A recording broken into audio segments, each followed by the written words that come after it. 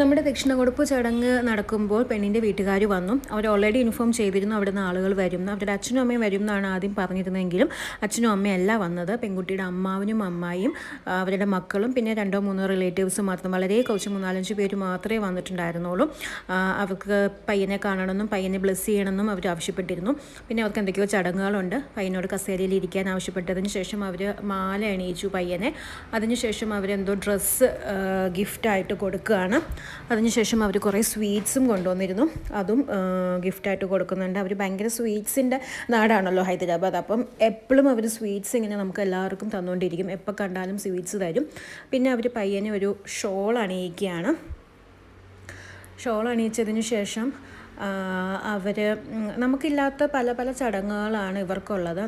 നമ്മുടെ നാട്ടിലൊന്നും ഇങ്ങനത്തെ ചടങ്ങുകളൊന്നും നമ്മൾ കണ്ടിട്ടില്ല. പക്ഷേ ഇവർക്ക് വളരെ ഡിഫറെൻ്റ് ആയിട്ടുള്ള ചടങ്ങുകളായിരുന്നു. നമുക്കും അതെല്ലാം പുതിയ എക്സ്പീരിയൻസ് ആയിരുന്നു. അതിനുശേഷം ഇവർ പയ്യൻ്റെ കാല് തൊട്ട് നമസ്കരിക്കുകയാണ്. നമുക്കത് ഭയങ്കര അത്ഭുതവും സത്യം പറഞ്ഞാൽ കുറച്ച് ബുദ്ധിമുട്ടുണ്ടാക്കി. പയ്യൻ്റെ അച്ഛൻ്റെ അമ്മയുടെയും കാല് തൊട്ട് നമസ്കരിക്കുകയാണ്. ബിക്കോസ് നമ്മുടെ നാട്ടിലൊന്നും നമ്മൾ ഇളയ ആളുകളുടെ കാല് തൊട്ട് നമസ്കരിക്കുന്ന ഒരു പതിവില്ല, മുതിർന്ന ആളുകളുടെ കാല് മാത്രം നമ്മൾ നമസ്കരിക്കാറുള്ളൂ. പക്ഷേ ഇവരങ്ങനെയല്ല, അവിടുന്ന് എല്ലാവരും പയ്യൻ്റെ കാല് തൊട്ട് നമസ്കരിക്കുന്നുണ്ടായിരുന്നു, പയ്യൻ്റെ അച്ഛൻ്റെ അമ്മയുടെയും. ഈവൻ പെൺകുട്ടിയുടെ അമ്മയും അച്ഛനും പോലും പയ്യൻ്റെ കാല് തൊട്ട് നമസ്കരിച്ചു. എന്തിനാണെന്ന് നമുക്കറിയില്ല, അത് അവരുടെ ചടങ്ങാണെന്നാണ് പറഞ്ഞത്.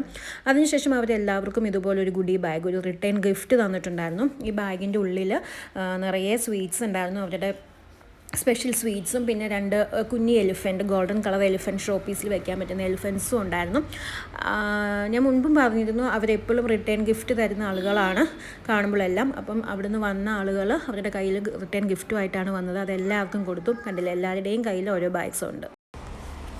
അപ്പോൾ അങ്ങനെ നമ്മുടെ ദക്ഷിണകൊടുപ്പ് ചടങ്ങ് കഴിഞ്ഞു, കലാപരിപാടികൾ കഴിഞ്ഞു, പെണ്ണിൻ്റെ വീട്ടുകാർ വന്നു, അവരുടെ ചടങ്ങുകൾ കഴിഞ്ഞു, നമ്മളെല്ലാവരും ഫുഡ് കഴിച്ചു.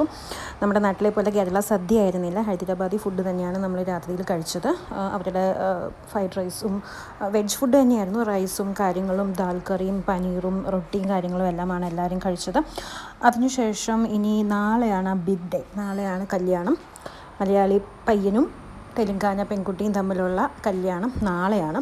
അപ്പോൾ നമ്മളിപ്പോൾ എല്ലാവരും പോയി അവരവരുടെ റൂമിൽ പോയി റെസ്റ്റ് എടുത്ത് ഉറങ്ങി നാളെ രാവിലെ ഫ്രഷ് ആയതിനു ശേഷം നമുക്ക് കാണാം. Okay, good night.